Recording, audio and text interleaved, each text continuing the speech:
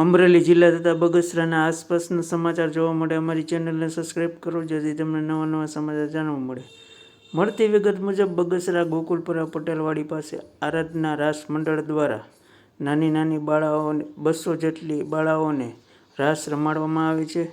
જેમાં દર વર્ષની માફક આ વર્ષે પણ છેલ્લા ઘણા વર્ષોથી આ રાસ ગરબાનું આયોજન કરવામાં આવે છે.